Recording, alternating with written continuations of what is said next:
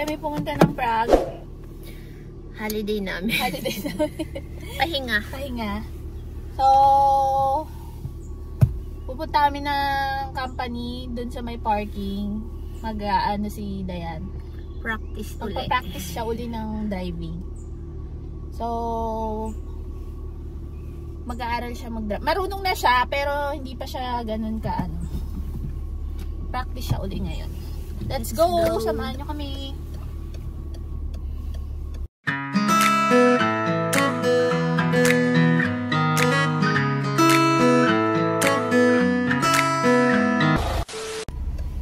So, marami tayong pag-uusapan.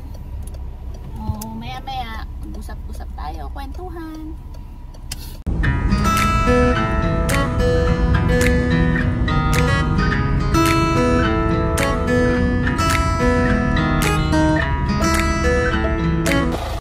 So guys, nandito kami sa parking.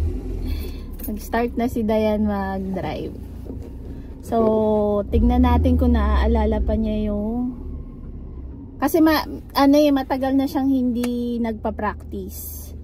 So, tignan natin kung kung naalala pa niya yung tinuro ko sa kanya. So, tignan natin yung pasensya ko.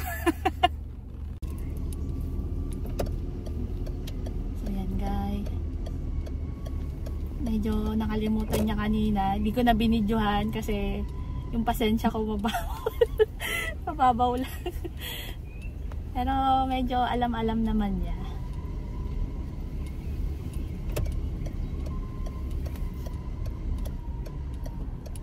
So hanggang 1 lang muna siya. Paikot-ikot lang dito.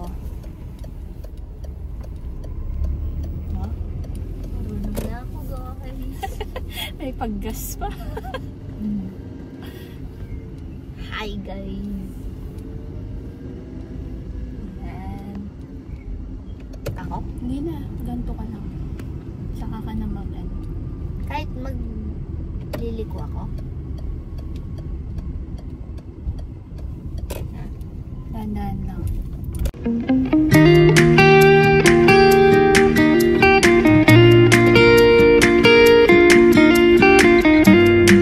1 hour later. Hi guys, tapos na ako mag-practice. Tapos na siya guys. Kanina, nag-struggle pa siya. Yung una. So, sa nagtatanong na kung international license, so may video po kami uli nun, pero sasagutin pa rin namin.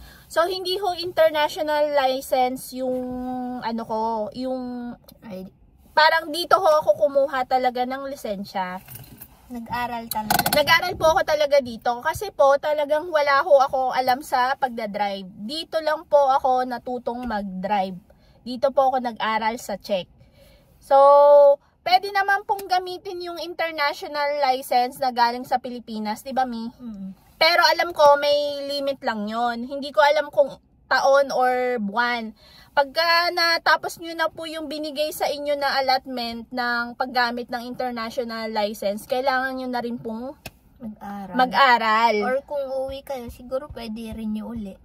Oo, ganon. Depende yata yun kasi kailangan, hinahanap talaga nila dito na yung lisensya dito. Magagamit nyo yung international license nyo dito, pero may limit lang. May buwan or taon, depende sa ibibigay sa inyo. Mag-search din kayo ng rules nila para pag nahuli kayo, meron kayong sasabihin. So, kaya ako nag-aral din dito kasi wala ho talaga akong lisensya kahit anong klaseng lisensya. So, dito ako natutong mag-drive, dito ako nakakuha ng lisensya. So, yung pag-aaral po, medyo mahal. Yun po yung sinasabi namin, medyo pricey siya. 20 pataas. Oo. 20K sa crowns. Depende sa school. So, yung pagkuha ng lisensya, napakadali. Basta maipasa mo lang yung sa driving school mo. Sa school, yung parang nag-aaral ka talaga, yung kurso mo. Pag mapasa mo yun. Tapos mura lang yung pag-apply. Oo, sobrang dali lang. Yun. Yung pag-aaral lang yung gagastusan mo. Yes. At bibigyan mo ng time. So, habang nag-aantay, kasi pupunta ho kami sa mall, may may bibiling kami doon. may titingnan, may check kami doon sa mall. Medyo malayo ang isa. May mall dito na medyo malaki, pero lalabas ka pa talaga. Parang sa highway talaga. So, may free bus naman yon. Pero dahil naka-car na kami, kaya pupunta na kami nung nakakotse. So, good news po. At saka bad news. Tumaso yung renta namin. Nakakalungkot. So, every year, nagtataas talaga ang renta kung nagbabahay ho kayo. Or siguro pati din sa dorm. Kasi, yung company sa mga energy, yung mga ganon, nagtataas din sila. Nagtataas, nagbababa. So, kami, nagtaas ho kami. Ang sakit. Dati, 10.9. Oo, 10.9 yung upo namin. Sobrang mura po yun nun. Kung ikukumpara nyo sa ibang bahay, kasi yung 10 plus, para sa isang tao lang yun. Oh, yun, 2 na kami. Ngayon, yung 10.9 na yun is 2 na kami doon. So, ngayon, nataas na siya.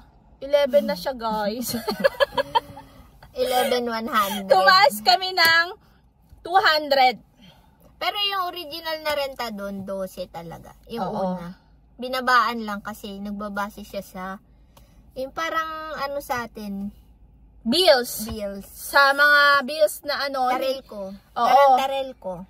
Kasi hindi namin nare-reach yung Yung monthly na i-consume. Oo, hindi namin yun. Nagbabalik siya. Malaki yung naibabalik niya sa amin kasi hindi nga kami masyadong palagamit ng mga heater, mga ganon. Hindi kami naliligo. Tubig. Hindi, mura lang naman kasi. Pero mura. Pag kuryente, mura talaga Oo. siya. 9 crowns lang ata yun. Ang swerte lang talaga namin, guys, dahil mabait po yung landlord namin, yung owner. Kasi pag nagtaas yung kumpanya sa bills, nagtaas or nagbaba, sasabihin niya sa amin. Tapos ipapakita niya talaga yung bills talaga. Doon makikita kung ilan talaga yung nakukonsume namin. So, napaka-swerte namin dyan sa landlord namin. Kasi yung iba ho talaga na nangungupahan, hindi ho sa kanila sinasabi or ilan yung nakukonsume nila. Sasabihin na lang nagtaas na yung renta. Kaya patuloy lang. Medyo may mga ganong landlord o mga owner ang negosyo ba? Oo, negosyo. Yung nananamantala, lalo na sa mga foreigner, hindi lang sa mga Pilipino. Marami din kasi mga foreigner dito na nagtatrabaho, hindi lang bukod Pilipino, marami mga sa mga excess din, sa heater, malalo na sa heater. Oo, hindi sila madalas nagbabalik. Swerte mo kung magbabalik yung owner sa iyo ng mga excess. Kasi madalas hindi sila nagbabalik. So swerte madalas kami. Na naniningil sila. Yes. Tapos kami naman is, nabalikan din kami. Di ba nataasan kami ng 200 crown. Tapos, nabalikan pa kami ng 1,000. 1,000 mahigit. So, kala nga namin wala na kasi nga binabaan niya na last year. Oo, hindi pa rin namin na-reach yung guys. Sobrang tipid talaga namin kasi kung alam nyo lang, hindi ho ako mahilig mag-heater. Sa heater lang naman madalas. Oo. Pero pag kuryente, tubig, hindi naman ganun yan malakas.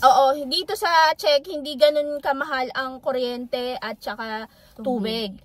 Ang mahal lang talaga is yung sa mga heater kasi mga gas yata yan mahal.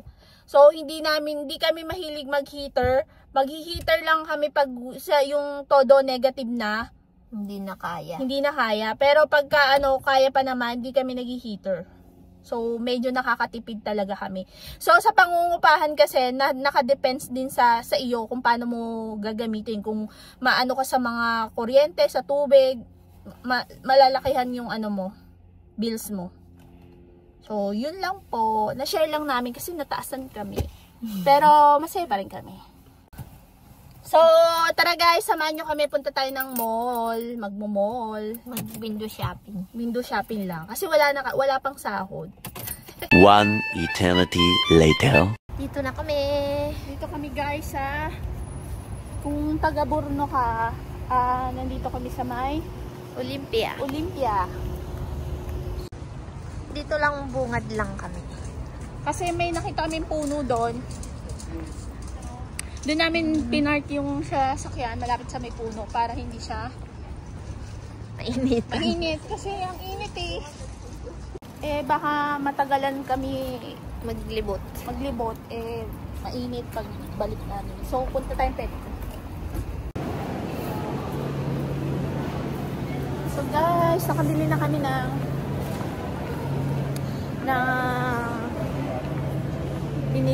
hinahanap namin. May isa na lang kami bibili. Naghahanap ka ng vacuum. Kasi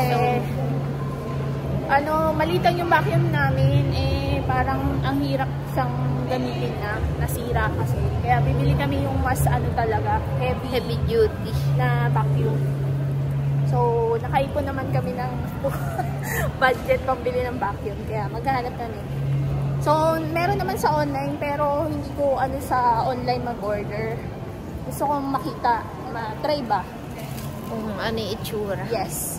So, wala dun sa tinignan namin. Magtitingin pa kami uli. Pero may nabili naman kami nung isa pa namin hinahanap. Kaya samahan niyo pa kami. Ito lang yung mall. Napakita na namin dati sa inyo to.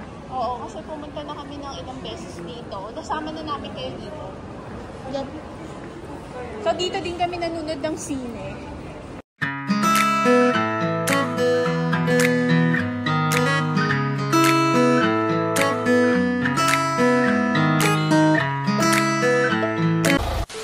Guys! Hi guys! Pauwi na kami. Pero, dadaan pa kami uli. May dadaanan kaming kainan. Yeah. So, makakalibre kami ng lunch. So, mga yun, bagong kasal. Bagong kasal, dito sila nagpakasal. Para silang Pilipino. Ay, Pinoy. Pinay. Ganon. Kung gusto nyo dito, magpakasal. Dito sila nagkakilala at dito na sila nagpakasal. Sa embassy sa Prague. So, ngayon yung handaan nila. Kailangan nyo lang ng witness. So, kaya makakalibre kami ng tanghalian. Sinadya namin, guys.